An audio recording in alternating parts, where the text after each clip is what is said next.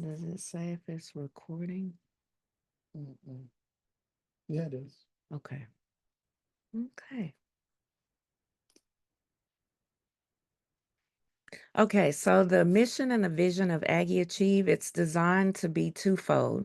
So we want to provide an immersive college education for students with intellectual disabilities, and we also want to equip those students for employment in the community. So students remain in Aggie Achieve for up to 4 years, provided they meet eligibility requirements each semester. So not only are they evaluated by us in the program, they're also evaluated by Texas A&M University. So it's very important that each student makes satisfactory academic progress each semester. The first 2 years of the program are designed to introduce students to college life, get them acclimated, used to campus. We do continue to focus on academics and employment internships. In the final 2 years of the program, the focus continues to remain on academics, but we increase emphasis on independent living and career development, including opportunities for paid internships aligned with the student's field of interest. Mm. So you may be wondering, like, how did Aggie Achieve come about? What is Aggie Achieve? It is part of the transition and post-secondary programs for students with intellectual disabilities. We are a part of cohort 3. So Aggie Achieve is a 4-year comprehensive transition program, or CTP, developed through the TIPSIC grant model. Its mission is to provide high-quality post-secondary education opportunities at colleges and universities like Texas A&M for individuals with intellectual and developmental disabilities. So this grant model was established by the Higher Education Opportunities Act, and it's funded and overseen by the Office of Post-Secondary Education in the U.S. Department of Education. So some of the goals of Aggie Achieve include expanding Achieve to strengthen partnerships locally and statewide for comprehensive learning, employment, independent living, and social opportunities for students with intellectual disabilities. We also want to equip Aggie Achieve students to foster the outcomes of a meaningful quality of life, including integrated employment, self-determination, and active community participation. We also want to elevate Aggie Achieve's comprehensive model on our campus and extend this model to other campuses, especially those within the Texas A&M University system. So you may be wondering, what is a comprehensive transition program? How does that help my child to attend college? Well, Aggie Achieve was the first to be designated a CTP by the U.S. Department of Education in Texas. And what that means is students can apply for federal financial aid, including federal Pell Grants, work study, federal supplemental education opportunity grants. And the students can also apply for what's called alternate loans. And that's something where we're working with financial aid to figure more out about that, but that's also an option. And then our students do have access to scholarships. And so that's another opportunity for students to pay for the program. Eligibility. So the student must have, or the applicant must have completed high school and no longer receiving support from the school. They must be between the ages of 18 to 27 at the time of entry into the program. They must serve as their own legal guardian. They must have a documented disability diagnosis of intellectual disability, and it may include a co-occurring diagnosis, but they must have that IDD diagnosis, or they will not meet eligibility for the program. And the student must receive special education services in high school with an IEP. They must also demonstrate active participation throughout the application and interview process. They must demonstrate the ability to communicate, although it's not limited to verbal speech, but they must be able to reliably communicate with staff, faculty, mentors, supervisors, etc. They must demonstrate the ability to live independently and take care of daily functioning and basic support needs such as toileting, hygiene, and feeding. Now, we don't expect the students to come in just, knowing everything and knowing how to, cook and clean. Those are things that we work with them on, but we do expect some level of independence in that area. Again, with eligibility, they must demonstrate at least a third grade reading level in comprehension and fluency. They must demonstrate basic mathematics, understanding, and ability to use a calculator. They must express desire and motivation to complete a post secondary education program. And I will say that's very important because sometimes we get applicants whose parents or family are like, hey, I was an Aggie, or I think it'd be great if you're an Aggie, but the applicant doesn't want to be an Aggie. The applicant doesn't want to attend a post secondary program. So we want to hear from the applicant and know from them that they want to attend a program or attend Aggie Achieve. They must express a desire to obtain a job in an inclusive employment setting upon completing the program. So we don't want applicants who kind of just want to not job, program hop. And so they'll maybe complete Waco or they go to pass, then they come to achieve. So they don't ever demonstrate that they've learned the skills to then work. So we want to know that they actually want to work after completing this program. They must demonstrate sufficient emotional and independent stability to participate in all aspects of Aggie Achieve coursework and campus environment. It seems fun. I know if a lot of you may follow on social media, it looks like they're just having the time of their lives, and they are, but there's also a lot of hard work that goes into them being a student. So we have to know that where you also want to have fun, you want to work as hard. They must have the ability to adapt to change.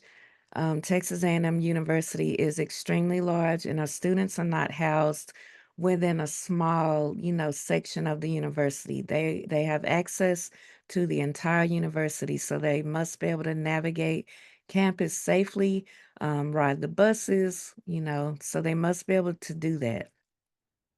They must have proof of health insurance, so they could be Medicaid, Medicare, or private.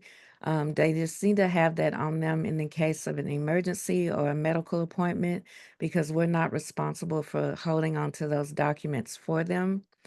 They must be able to independently self administer and manage medication, whether that be over the counter or prescription, and they must be able to manage their own specialized dietary needs. They must be able to navigate campus safely, again, crossing streets, parking lots. They must be able to do that independently. So skills needed for post-secondary communication. Again, I've already mentioned this, but it is not limited to verbal communication. So I just want to make that clear. Technology, you must be responsive. This is another key component of the program. We do a lot of emailing, there's some texting and calling, so you must be responsive. As soon as we send something out, we expect you to respond as soon as possible or at least within 24 hours. They must be able to save and retrieve documents. They must be able to use a search engine. Again, they must be able to adapt to change in the overwhelming environment that is Texas A&M. They must have basic emergency and safety skills. They must have knowledge of their personal information. They don't have to memorize it, but be able to retrieve it if needed so they can have it in their purse or wallet or on their phone.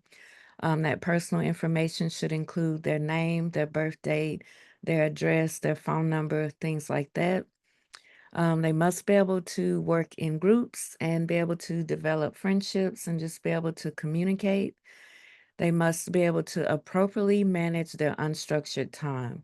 So their schedules are heavily packed, but there is some times where they have downtime. So they must be able to independently choose their own activities, their leisure things that they like to do, the meals they want to eat. So they must be able to do that independently. So Aggie Achieve is centered around person-centered planning. So what that does is we help students envision and set goals for their life. It is student-led, however. So from acceptance, each student's program is tailored through a collaborative, person-centered planning process.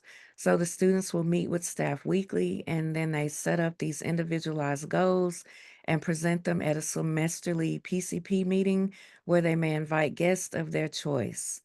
Aggie Achieve provides a variety of options for their coursework, internship opportunities, and extracurricular activities that align with each of the students' academic interests and employment goals. Because the students are adults and on their own educational record, then we are required by law to communicate with the student to create their plans and coordinate their educational experience. And so the law that we follow is called the FERPA, or it's the Family Educational Rights and Privacy Act.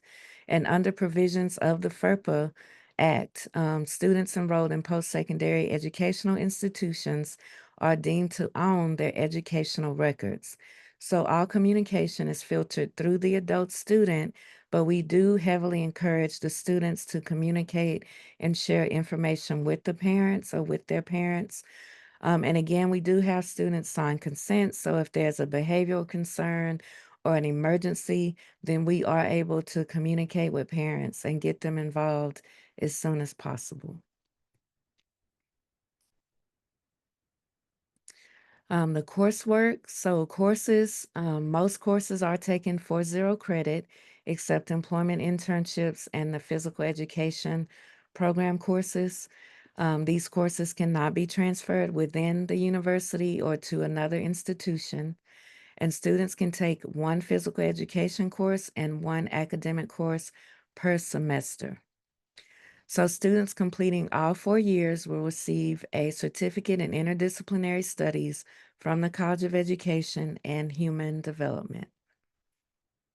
And that is an accredited certificate that all Texas A&M students can obtain. This is a small example of some of the academic courses that our students have access to. Currently, our students do not have access to the entire Texas A&M catalog, but we are actively working to increase our Achieve catalog.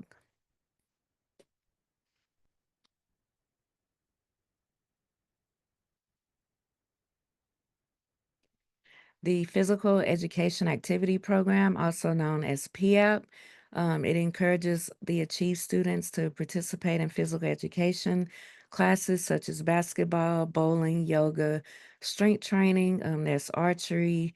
There's a host of classes that they have access to, but these classes promote healthy lifestyle and safe exercise habits. Now, in addition to the coursework, the students are required to participate in weekly Achieve seminars.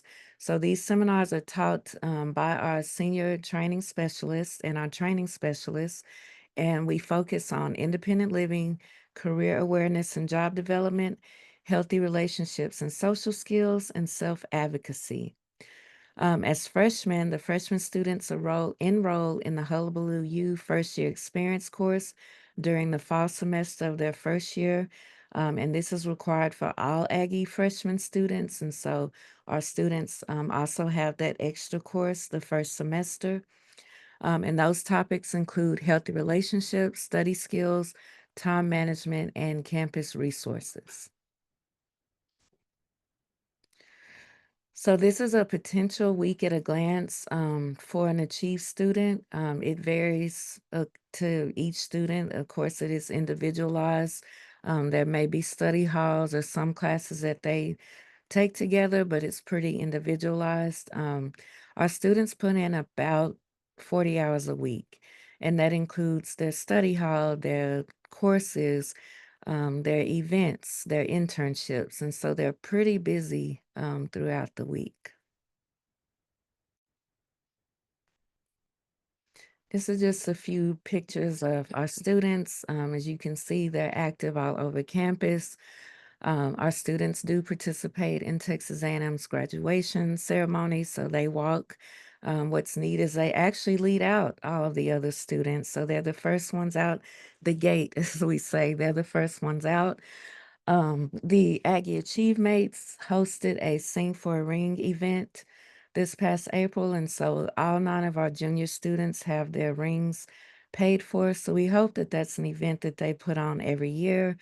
But the students go to they have tailgates. They go to all the sporting events. And actually, this year, our students received their Aggie Achieve rings with all the other Aggie students at Ring Day. So that was awesome too.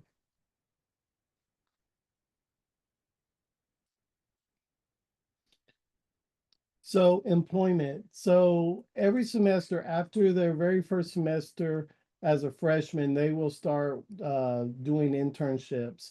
And based on their classification, that'll be how many hours they'll work. As they move up, they'll be working more hours. They will also have a job coach that attend the internships with them within the hopes of gradual support. So, or fading support, excuse me.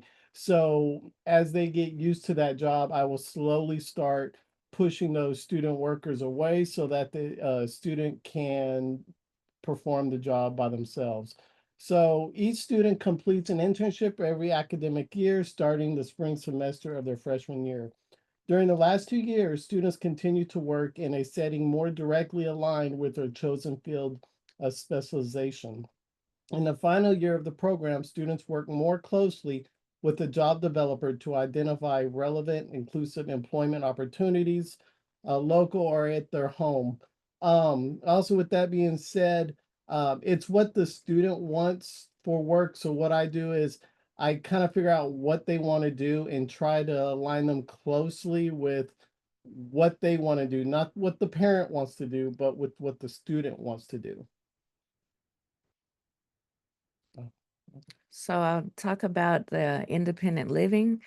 All Aggie Achieve students participate in weekly independent living seminars that focus on cooking, cleaning, and self care skills. Students will also have in person apartment check ins throughout the semester. And what that does is, Kimmy is actually our independent living instructor. And so, what they learn in class, she ensures that they're actually applying that in the home setting. So, Sorry, I can kind of go into this. I was looking at the chat, but so when it comes to on-campus housing, I've seen a couple questions. So they are required to live the first 2 years in the White Creek apartments. And what will happen is their freshman year, they'll live with other Achieve students as well as a residential mentor. That's somebody that can like make sure and check in with them, make sure they're doing what they're supposed to be doing. They are hired by Achieve. And so that's their first year. And their second year, they still live at White Creek with other Achieve students, but they don't have that RM living with them. They're usually right down the hall, so they can check in with them too if they need to. But that's kind of the first 2 years. And then the years 3 and 4, they actually get to choose where they want to live off campus, in a house or an apartment. We have some students, they live completely by themselves. Some live with roommates. Some live with randoms, like they decided to go to an off campus housing and just choose random roommates. Some are living with like cousins that go to A&M too. So I continue to provide weekly support. Juniors still have my class, and I'll do virtual check-ins just to make sure that their apartment's looking okay. And if they want me to go in and help them with anything, I can. But that's kind of how we scaffold and kind of fade that scaffolding for our students over the 4 years with independent living. thank you. So our students are required to be a member of the Achieve Mates. That is a student-run org that is affiliated with Aggie Achieve, but we do not run that student org. So the Achieve Mates are undergraduate and graduate students from across disciplines who have one-to-one relationships with Aggie Achieve students to facilitate natural integration in the broader campus community. And they also form friendships. Many of our graduates of the program are still friends with the Achieve Mates. They still hang out. If our students get new jobs, the Achieve Mates will travel 3 or 4 hours away to go visit them at their new job. So these are truly organic and meaningful and lasting friendships. But each of our students have about 4 to 8 Aggie Achieve mates that create what's called a circle around each student. So they provide support in the domains of academic mentors. So they assist students with academic coursework and encourage good study habits, lunch and dinner partners. So they focus on social skills and healthy eating goals, wellness partners. So they engage in a workout or they play games to encourage safe exercise habits. There's daily planners who focus on organizational skills, self advocacy, and money management. And then there's general members at large. So they kind of help out wherever is needed. Normally, there's about 100 to 150 achievemates.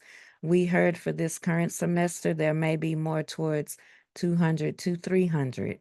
So it is growing. It's definitely a need as we increase our numbers of the program. We definitely need that support of the Achievemates. Now, in addition to AchieveMates, our students do have access to the over 1,000 student orgs on campus. So some of the current favorites are Read Rowdies, and I really like that because it kind of gets the students out of their shell. They get to hype up the crowd. Many of them go to the basketball games, and they're the ones that are hyping up everyone to cheer and just have a good time at the game.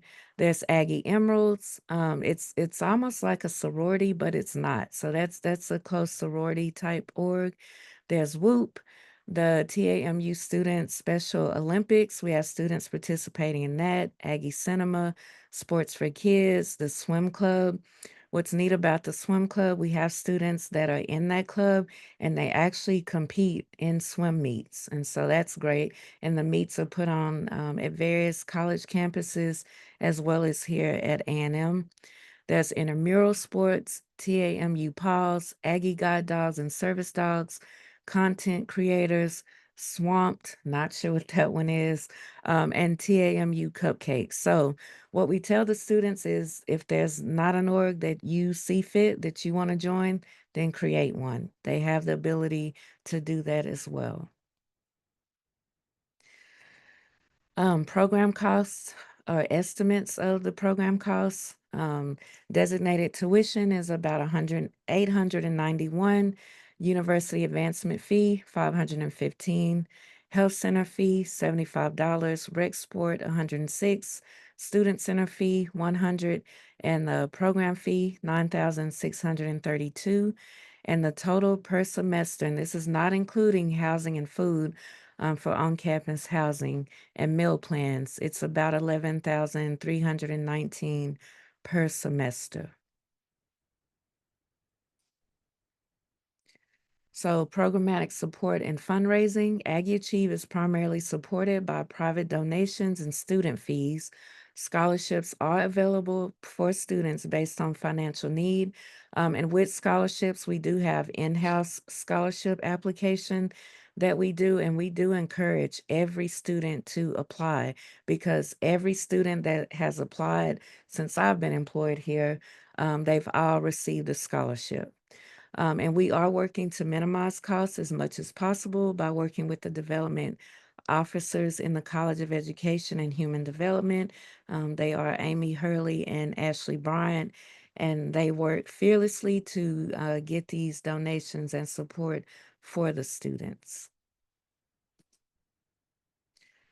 So admissions for fall 2025, the application will open on our website on October 1st, 2025, and it will close at 11:59 p.m.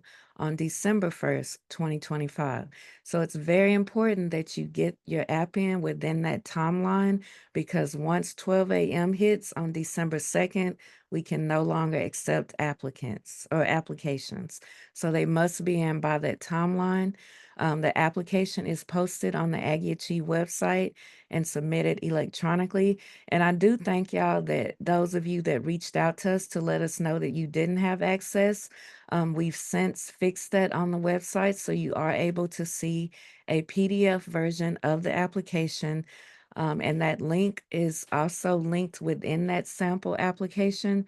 But when October 1st comes, it will be open. So you'll go back to that sample application, and just above that, the link is available. You will click on that. It will take you to the Qualtrics link, and that's where you'll submit your application. So, I also wanted to say, once you pay the $30 fee, you should be getting an email that's basically like a receipt saying you paid for it. Keep that email, because when I go through it and I don't see the application paid, and you don't hear anything, you can say, hey, just you can send me that receipt, because I've had a problems where people said they paid, but then when I ask for the receipt, they don't have it. So I must have that receipt. So just keep that for your records, just in case something happens and we're not trying to figure out, if you paid or not. mhm.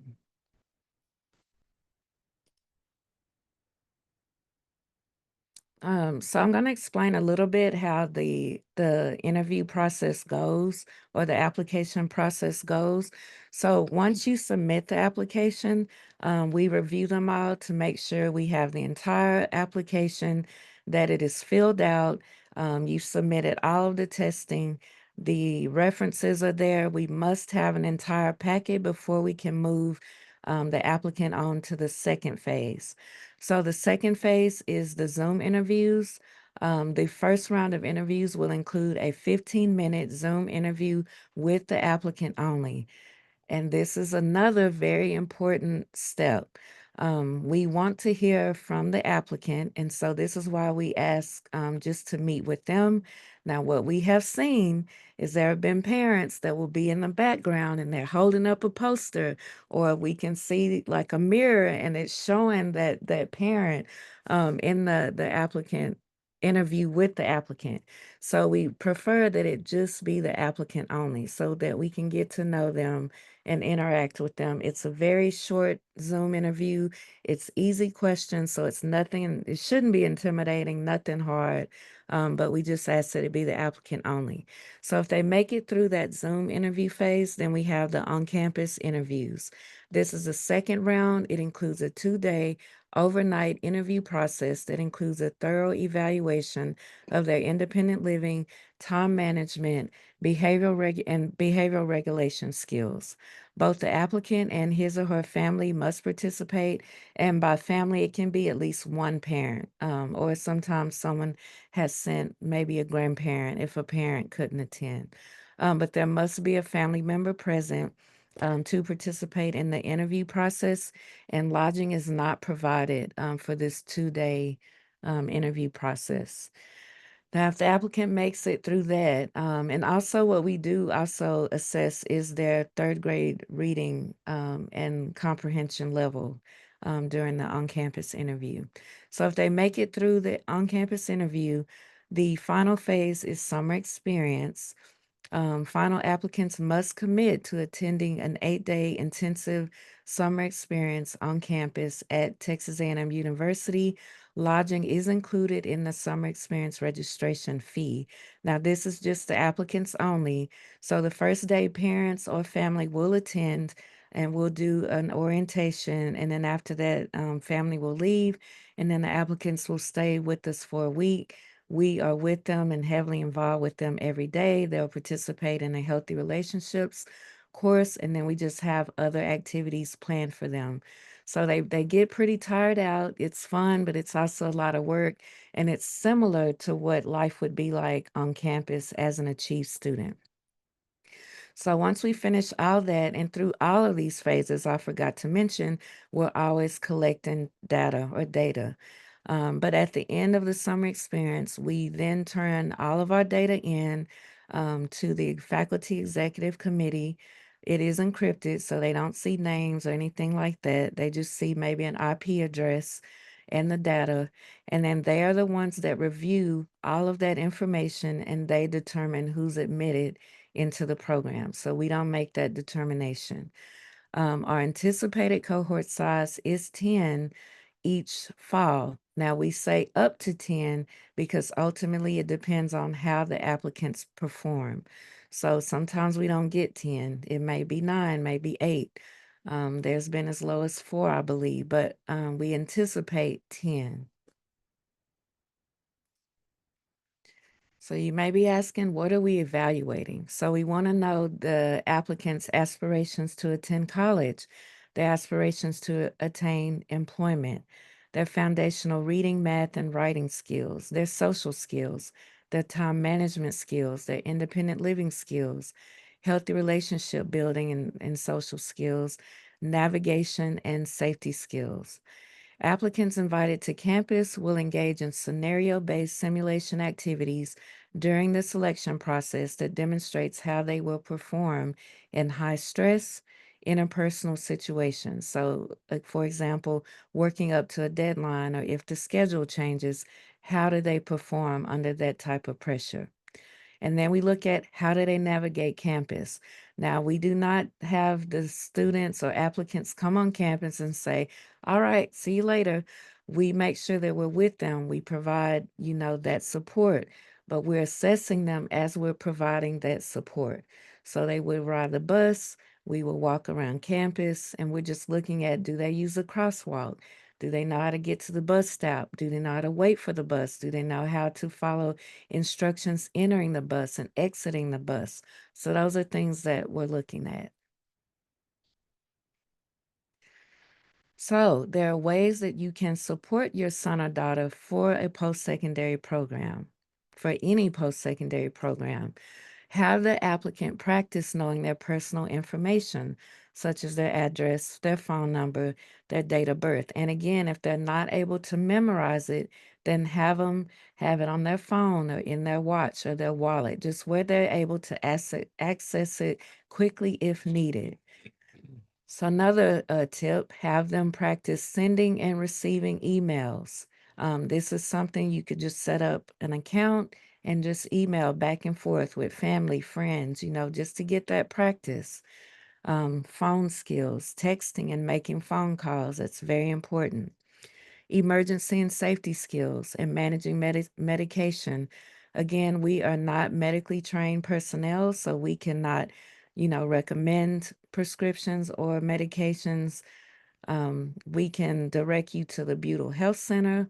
We can help you schedule an appointment, but we cannot personally handle medication, make recommendations, any of those things for you.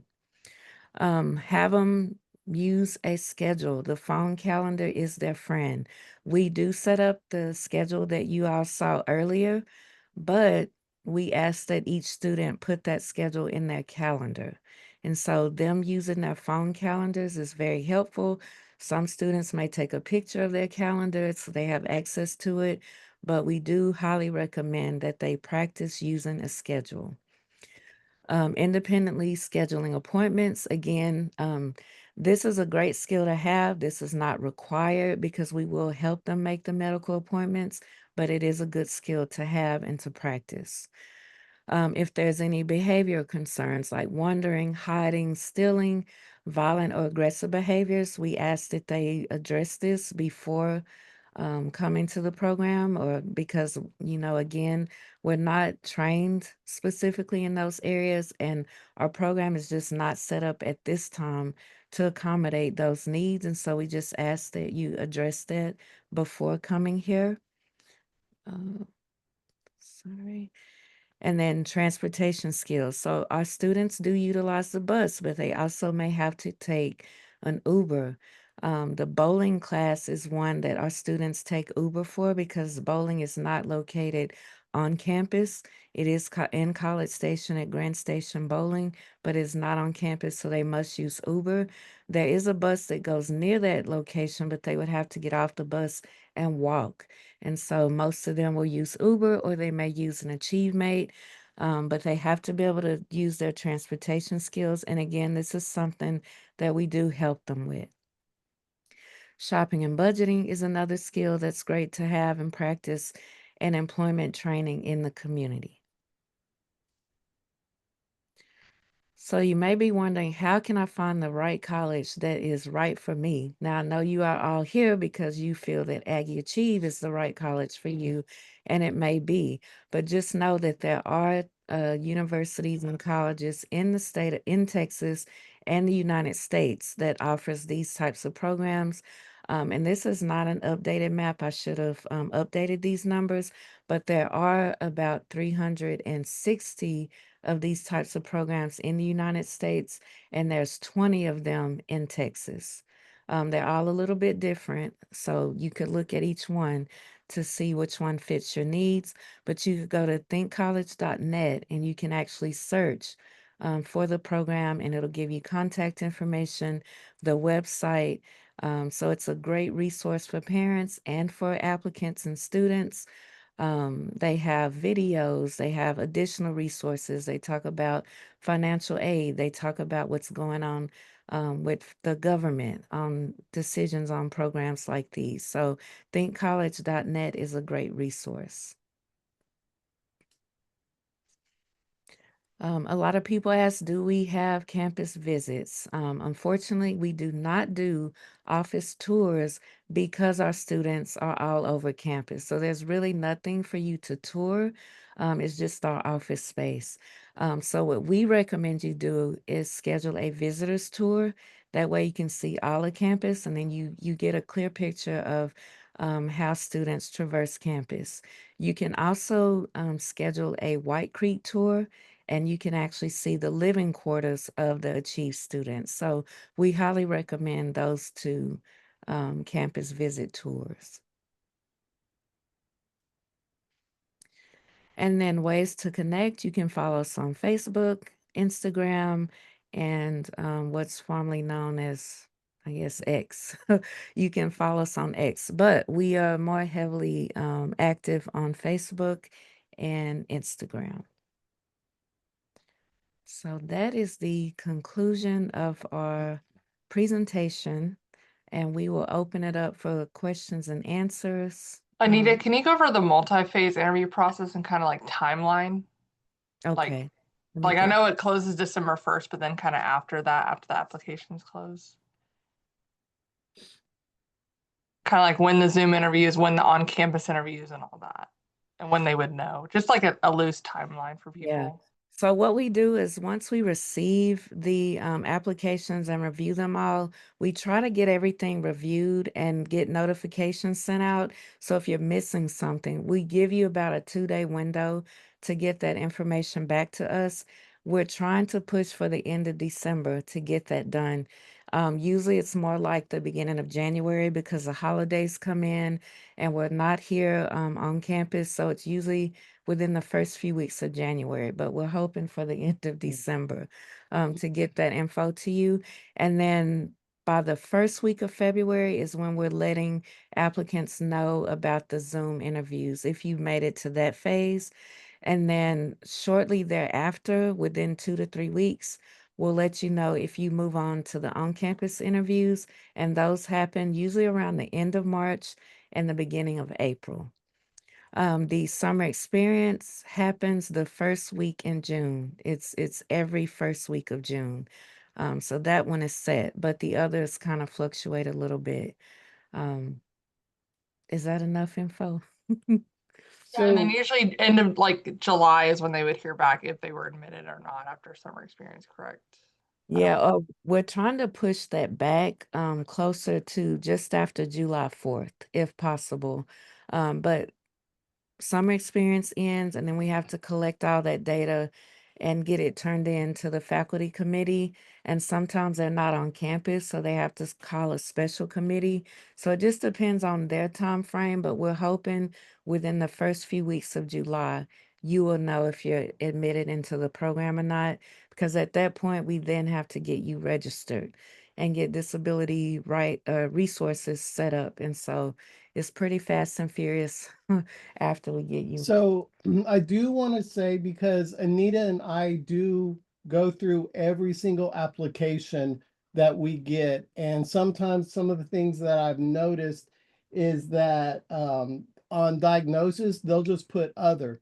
We need to know what is other. So please, on if it's other, put what it is. Same with medication. List the medication instead of just putting other, because a lot of times we get over 100 apps and it takes Anita and I hours or days to go through them. And sometimes the information that we need as far as their diagnosis, we cannot find, and that will just eliminate you. Now we will email you and say, hey, we need a testing diagnosis of IDD, something that states they have IDD. But that is a main, something that seems to pop up every year is we don't we don't have something that states, the individual has IDD.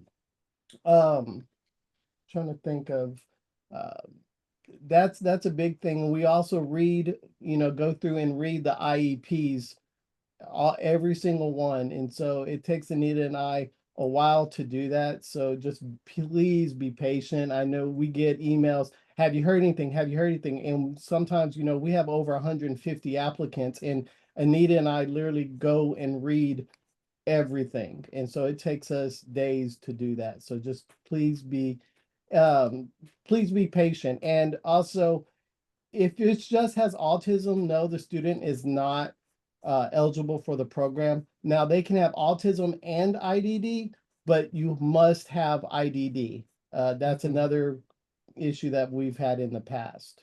So, okay, I'm sorry. Didn't mean to jump in. No, that's good. Also, I just want to, I saw a question pop up. If they wanted a full academic list, we give that to the students. Once they get accepted, they do see the full academic list. We don't just give that out. Um, Also, manage free time. We do get a lot of parents that want their students to be more active on campus. We do encourage that, but again, that is up to the student. It is not up to us to say, hey, you're going to join all these clubs and you're going to do this because you need to be more. That is up to the student. So, the parents, yeah, I get it, but honestly, it is up to the student what they do in their free time. That's why we do say being able to manage their free time. So, okay. Any other questions, Tracy or Marsha, Kimmy? There's a few that are kind of popping up here in the chat. Again, with autism, they just have to have IDD. If they have Yeah. IDD and autism, that's fine. Is Do the we do Hazelwood you need Act? testing results of IDD, or does a letter stating they have IDD from a neurologist okay? We prefer testing, but also include that neurologist letter as well. But we do need the testing. And they don't have to do Apply Texas, right? They just go through our application only on Yes. our website. Okay. Yes.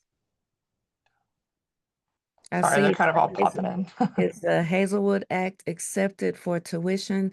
At this time, it is not, but that is something I would say continue to check in with financial aid. I also continue to check in, but it is not. And what we found is because it is a certificate program, sometimes like the military benefits or any type of waivers, what Adoption. else? Adoption, those types of resources do not support Achieve because it's not a degree program. And so we check in again a lot on that, but we're just not seeing a change on that. One Um, thing about scholarships, because of the timeline of the program, you want to kind of go through how sometimes like they could fill them out just in case. yes, so that try not to worry about that. I mean, they do get admitted later, but we have basically an MOU with our business office and the foundation office, and so our students are allowed to submit their scholarships later. There is a definite ending timeline that I have to get that over to them, but their scholarships are still applied in the timely manner.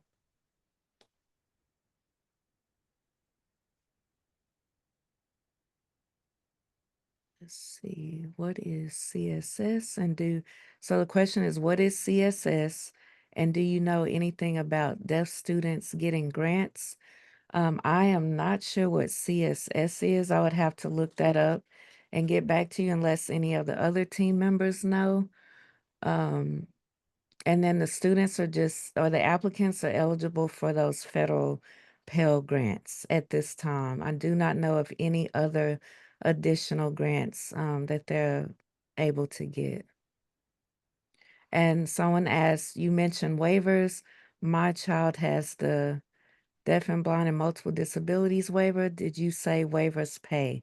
At this time, waivers do not pay.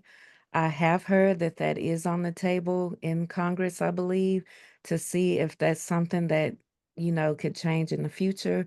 But at this time, it does not pay for the program. So if I'm reading this correctly, we don't need to complete a FAFSA. No, you do need to complete a FAFSA because that will determine which grants that the applicant is eligible for. And then they also have to complete that FAFSA to complete a scholarship application. So they must complete that. Sorry, do you mind going over again like documentation for the disability? I'm seeing a lot of questions like private school, public school, but then does a public school diagnosis, is that enough, or is a private diagnosis enough, not the school? Yeah. So can you kind of go over that one more time? Sorry.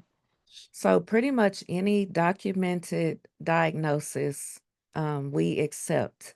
So testing from a private psychologist, from the school, from Texas Workforce Commission, if you went to a local mental health authority and received testing, we accept all of that testing. And again, if it's not current, what you can do if you're in the process of getting it updated, just submit the current testing that you have. And then once you obtain the updated testing, you can submit that later. Tracy, it says you have your hand raised. Are you able to talk? Yes. Can you hear Okay. me? Yes. So if the family chooses to private pay, will they still be required to complete a FAFSA? I would say yes. Just so we know, as Um, far as the scholarships. Yeah, because the Okay, scholarships is for the scholarships. Now, I gotcha. think we do have some students that don't complete that and they don't apply for any aid. They don't apply for scholarships. But I would say go ahead and complete it because even if you don't need the scholarships, it's just great to have. It also shows our donors the need for the students. So the higher the need, the more they donate. So I would say go ahead and complete that FAFSA just so it supports the students. Great. Thank you for the clarification. You're welcome. This says, does the criteria also apply to other Texas A&M branches, such as TUCASA at San Antonio? I would definitely say go to each program's website and look at their eligibility criteria. Most of it is all the same, but sometimes there's a few differences based off. So TUCASA is a 2-year program, ours is a 4-year. So there may be a little bit of difference. So I would say visit their website, contact them, attend an orientation like this or an open house with them, just to get the proper information. Um, What kind of documentation? Okay, we've already addressed that. If a child has stage fright, has some expressive language processing delay, and gets nervous during the Zoom meeting, will that eliminate his chances? No, it will not. And honestly, if you want to divulge or share that information with us during the Zoom, that is fine. We just want to see that the applicant wants to participate. We know you're going to be nervous, so we don't look at that. Now, if you just stop the meeting and just start talking to your parent, because we have seen that, and you're no longer communicating with us, now that's different. But if you're nervous, that's fine. We're nervous too, so we get that. And honestly, the whole point of that is just to get to know the student. Mhm. It is not hard questions. It's just we want to know a little bit about you. So just a little tad bit. When we're talking, we can see reflections, through your glasses. We can see reflections. If we want just the student to be there, there is a reason. And so, we kind of look at it like we get that you're nervous, but that's a simple instruction that we say just the student. So if you can't follow those, we also take that in consideration too. Well, you can't follow that simple, instruction as far as just the student. So, and we get so many applicants, we do kind of go through that and kind of take that in somewhat consideration too. So Mhm. just be mindful. So your website states that after 4 years, they get a certificate or certification of interdisciplinary studies. What can this certification be used for? So at this time, the students just can apply for various positions in their field of interest with this, but we also see the need of industry recognized credentials. And so our program is undergoing a redesign to include those industry recognized credentials to help aid their ability to get a job with that certificate. Because we know that, I mean, even graduating with a degree, you're not always guaranteed a job. So we're making sure that we're doing everything possible to give our students the opportunity, to be chosen for a job, to get that job. So the next question, what is the YouTube link? We will provide that. It is actually on our website, on the Achieve website, but we will notify you all and let you know once this video goes up. But our YouTube page is linked within our Achieve website. And what we'll also do is provide you all with the frequently asked questions document following this. And so the questions that you all are asking, if we don't get to it, we'll make sure that it's answered in that document and we'll email it to you.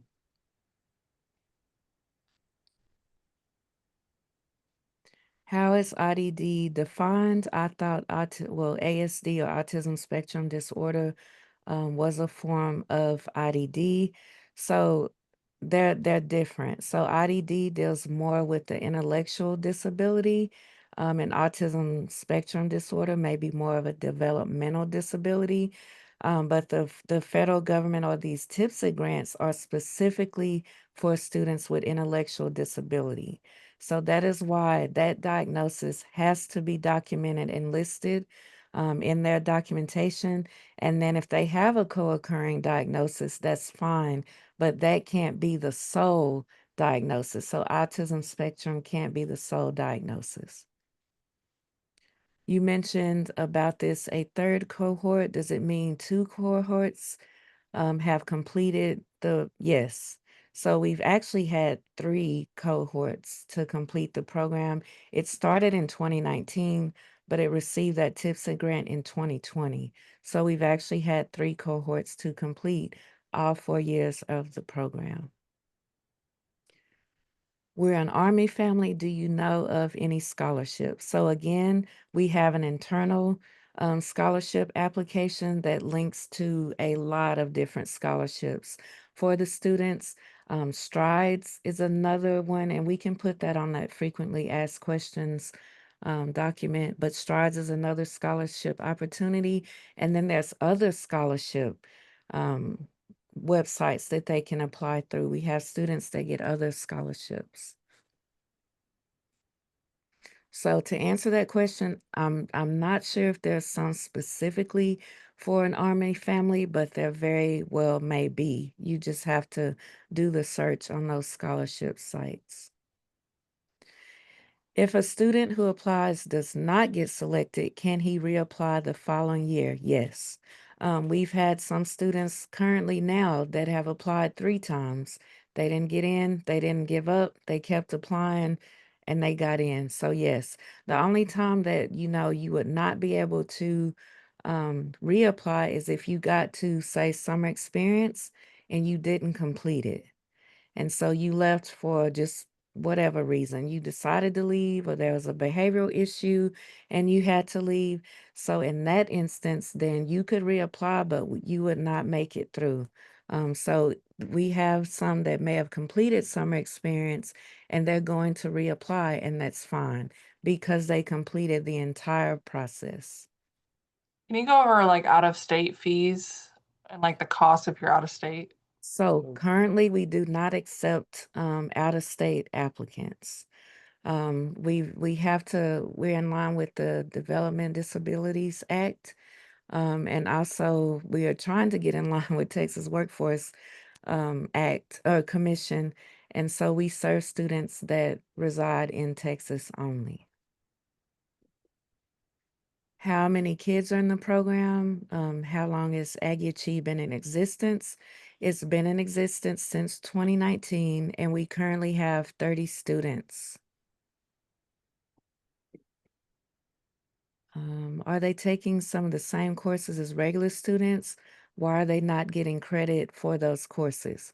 So they are taking the same they are taking the same courses as regular students. They are not receiving credit for those classes because they are taking these courses to receive that certificate in interdisciplinary studies, and because they're not going to receive a degree. And that's just the way the program is set up so that students with intellectual disabilities can attend college. Now, there are some post-secondary programs where you do receive credits and you can obtain a degree. It's just Aggie Achieve is not one of those post-secondary programs. Where exactly do we inquire about in-house scholarships? Again, if the applicant makes it through to the summer experience, we will notify them about the in-house scholarship app and actually provide that app to them so that they can go ahead and apply. So we'll get that information to them if they make it through to summer experience. What is needed to show documented disability? I've kind of addressed that already. And again, on our website, we have an application checklist, and it shows like all of the documents that meet the criteria to document the disability. I have a Well, clarifying question here, Anita. okay. So if the student has another health impairment with an IQ in the IDD range, but doesn't have specifically the ID diagnosis, are they still eligible under a developmental disability? I would say maybe you want to get with the psychologist and have them review it and formally document that. Because yeah, we can look at the IQ and say, okay, well, that IQ falls within the IDD range, but really it needs to be documented. So just have maybe a psychologist look at it and see if they want to write an amendment to include that diagnosis. You could do it that way. Can students apply to both Aggie Achieve and Pass, or do they need to choose one? We have had applicants apply to both, and we have had applicants who were invited to come to both programs. So at that point, you just need to make a decision which one that you want to go to. I would say definitely, attending orientations like this, just see which one fits your needs best, and then go to that one.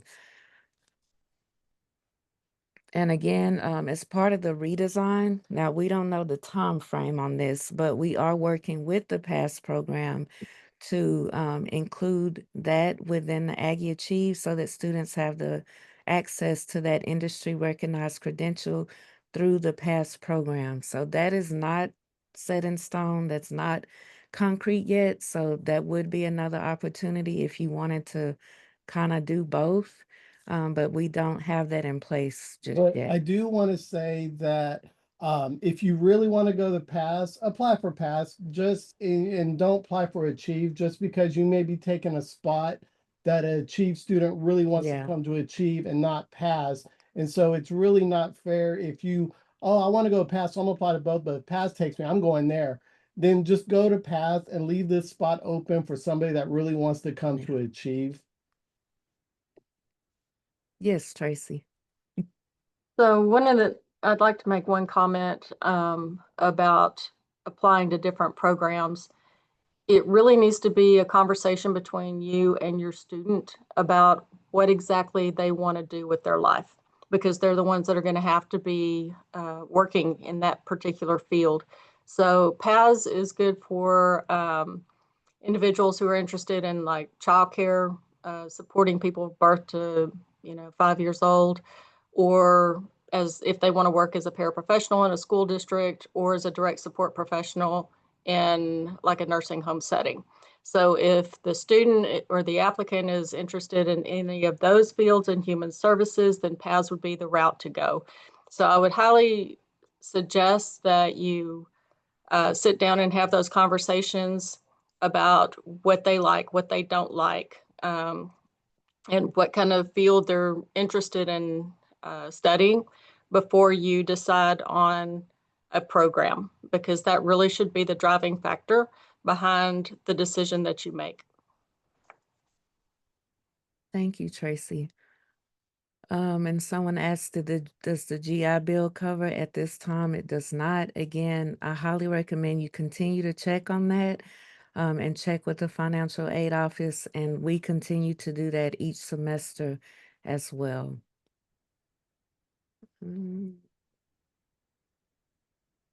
What needs to be included in the application for a private school student? Again, we just need that documented disability. So yes, we do know that some of them do not have an IEP for private school or even homeschool, but we need that documented disability. What is an example of a typical job the student is able to get after the 4 years? So that just it varies. I don't have a list. I mean, I have people that, get job offers from Coca-Cola. I have some that wants to work at coffee shops. They work in there. I The have someone capital. that's doing their own YouTube channel. I have some that, so it's all across the board. And what we do is the internship. So I find out what they want to do. And so I try to kind of line them to give them that job experience. And since they don't get a certificate, but they do get that experience as far as working. And then their senior year, junior, senior year, Tracy will say, okay, we're going to start applying and start getting your resume out there. And she works really well with the resumes. And then your senior year, that last semester, we really push on applying for jobs wherever you're going to live. So that way, the goal is by the time you graduate, you have employment. So that's where that checking emails comes into play, because we've had students get job offers but don't check their emails, and so they lost that job when they graduated. They didn't have one. So that's where that's really important. But like I said, the job issues, it's so broad. So there's really not, set jobs, but it's just on what the student wants to do. Someone asked, what is the acceptance rate for the Aggie Achieve program each year? About how many applicants are there and how many are admitted? So we receive between 100 to 150 applications, and we can only admit 10 applicants each fall, up to 10. And a lot of times we don't even admit 10, just because if we feel like the applicant isn't ready, we're not going to say, oh, we can do 10. So let's just go ahead and bring on 10, because that's setting up a lot of people for failure, because they just may not be ready at this time. Also, I think another one had asked, if we don't accept 10, but we have 2 spots that make it through summer experience, can we accept 2 more to make it 10? No, we cannot. So after, if we only accept 8 and then 2 drop out for summer experience, then that just means we have that less. We don't admit 2 more that we're on. We don't have a kind of waiting list, so to say. Again, a lot of people are asking about IQ range. Yeah, again, we don't specifically look at that. We just need IDD documented in the evaluation. So that's what we need. Someone asked, what is considered current testing? We have applicants who may have completed high school and their testing is more than 3 years old. That's fine. Go ahead and submit that. And if they're in the process of getting current testing completed, once it is complete, you can still submit that to us. But with that initial application, we have to have testing submitted with that application. So testing from public school with documented testing and diagnosis from the same is acceptable, yes. Does the diagnosis have to be from an organization in Texas? No. Somebody asked about Texas residency. How, if my child and I live in another state, but we have family living in Texas, can we claim Texas as residency for the purpose of the application? Yeah, I mean, if it If you you, have to have Texas residency, so I can't say, yeah, just claim someone else's address. Like the applicant has to have Texas residency. And we have had applicants who may live in California, but they have a summer home in Texas, and so they do have Texas residency. That would count. and we do send notifications out if someone doesn't make it. We do send notifications out as far as they didn't make it. Now, we don't say, that's just because it'll be a lot of emails for us to send out. Oh, the dates. There's just because, like I said, we get over 150. And so when we have to send email, that just takes time from us going through the apps. So we don't keep saying, oh, if we get an email, oh, March 1st, we're gonna have this done. June 2nd, we don't do that. So yeah. Is the swim club on campus? My student has been classified for Paralympics and wants to continue to train in college. Yes, the swim club is on campus. Can students join several clubs? Yes, we highly encourage it. Now we say maybe not more than 3, because then time management becomes a problem. But yes, they are encouraged to join several clubs. Somebody asked about sororities and fraternities. So right now, our students aren't active in sororities or fraternities. We have had some contact with them, but we have not established like a partnership or a relationship with them just yet. So there are orgs that are similar to sororities and fraternities that we would recommend they join at this time. And it's not out of the question, we just haven't gotten there yet. Can we forward the FIE documentation we have to see if our child even qualifies under your criteria? That way we know if we should go through the application process. I would say again, just look at the eligibility criteria on the website. And as long as IDD is documented in that documentation, then they would meet eligibility to apply. Sometimes what I see or what we see is on the application, someone will note, IDD, but then we look through all of the documentation and it's not listed. A specific learning disability does not count. It has to be intellectual disability.